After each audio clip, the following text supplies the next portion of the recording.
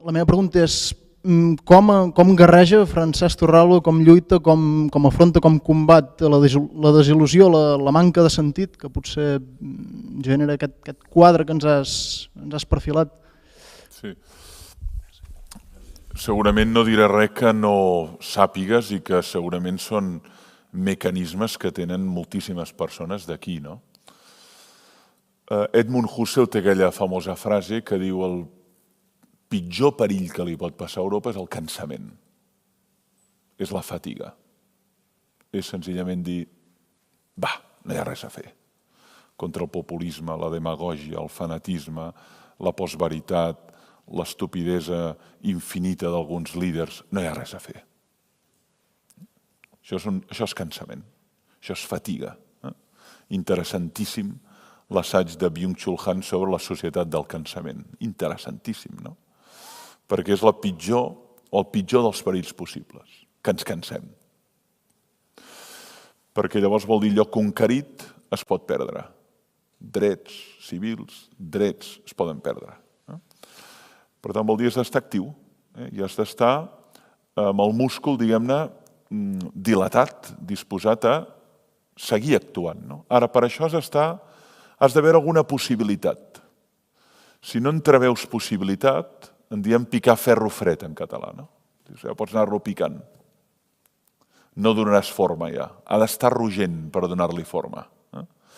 Per tant, no hi ha dubte que la il·lusió té base quan hi ha possibilitats. Quan no hi ha possibilitats, és lògic que un estigui desil·lusionat. Ara, no és tan clar discernir si hi ha o no possibilitats. Llavors, jo com alimento les meves possibilitats? Primer de tot, partint d'un element. Nosaltres com ens nodrim del que passa a la realitat? Doncs bàsicament a través dels mitjans de comunicació social. Diaris, televisió, ràdio, xarxes. A partir d'aquí ens fem una composició molt aproximada, perquè cada un obeeix naturalment uns interessos, unes línies editorials. Ens fem una composició aproximada del que ha passat. Doncs bé, jo sistemàticament soc molt escèptic davant d'això. Amb els anys m'he tornat molt, però molt escèptic. Amb això. Vol dir que practico el que en diríem un escepticisme metodològic. No em crec que només hagi passat això. Hi ha un munt de bondat amagada sota l'iceberg, que senzillament no és notícia.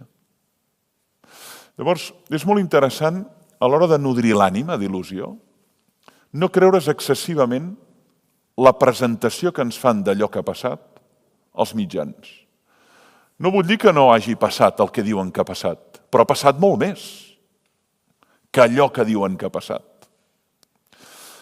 Ha passat que una voluntària ha anat a veure una persona gran, no li ha cobrat ni 5, li ha alegrat una tarda i això li ha donat motiu per viure una setmana més. Parlo de Ciutat de Barcelona. Això ha passat. Ningú sap el seu nom, el seu cognom, ni de l'avi ni d'aquesta nena, però això ha passat.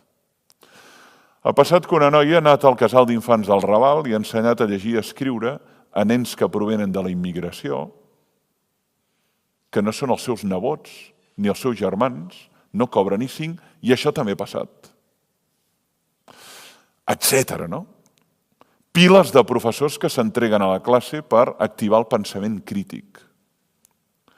Piles de mares que renuncien a molt, lamentablement, per poder tirar endavant un projecte. Lamentablement, perquè molt sovint és molt difícil de competir amb un professional d'excel·lència. Tot això ha passat. Ara tot això no apareix. Llavors tu dius, com generes il·lusió? Mirant això. Perquè l'altre també ho sé. Però si només llegeixes l'altre, t'ensorres. T'ensorres. I en català diem, és que n'hi ha un pam de net, tu. I tant que hi ha pams de net, però no són visibles. Estan profundament en la invisibilitat. Perquè, per definició, la bondat és discreta. Per definició. Quan una persona fa un acte bo i necessita fotògrafs, càmeres, focus, ai! És un acte bo o és màrqueting? És un acte bo o és cosmètica? Ara l'individu, aquesta noia que ha anat a veure aquest avi a un pis de l'Eixample, que té 321 esglaons, que forma part ella dels amics de la gent gran, que no cobra ni 5. Això és bondat. I la bondat és discreta, no fa soroll. I això existeix, i això nodreix la il·lusió. Per dir, jo la nodreixo així.